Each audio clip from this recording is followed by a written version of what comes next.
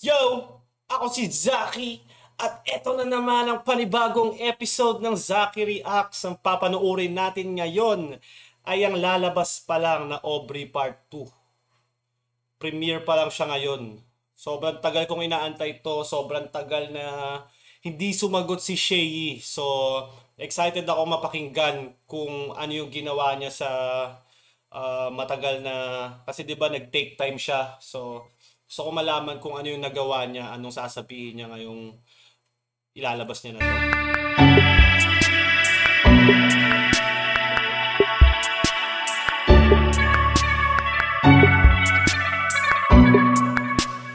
Wala pa ba?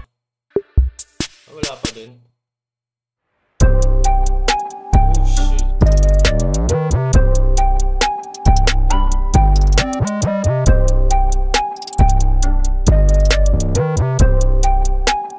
Ano to?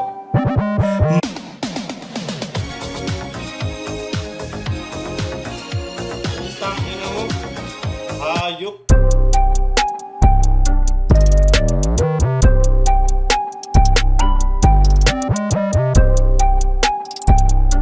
Yun na yun.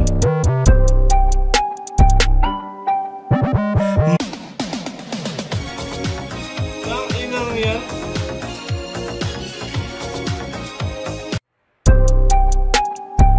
Gago. Akala ko talagang totoo, putang ina.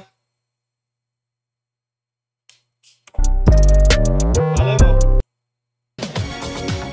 Gago. Nabiktima ako ni Shehi April Fools pala, putragis. Akala ko talaga dadamayan na naman sila ng pamilya eh. Akala ko mag-aatakan sila pababa eh. Nabawasan tuloy yung saya ko.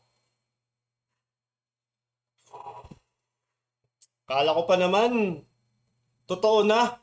Ano ba naman to?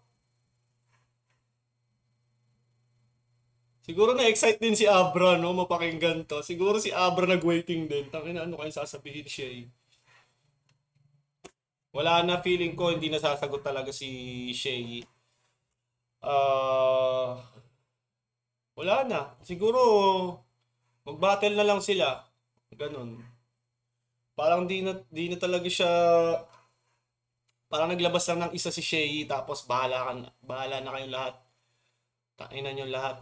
Wala na akong pakialam. Mag-diss kayo ng mag-diss. Ako, mag-trip na lang ako basta nang-diss ako ng isang beses. Parang ganun na lang ginawa ni Shay. At eto, nabiktima niya ako sa Aubrey Part 2 na to. Nice one, Shay! Napakalupit. Kanina pa ako eh. Mga siguro 2:30 nung nakita kong may Aubrey Part 2. Nag-waiting na talaga ako eh.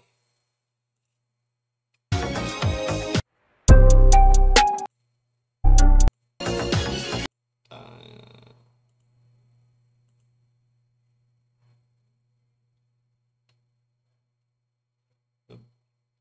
nalungkot ako doon.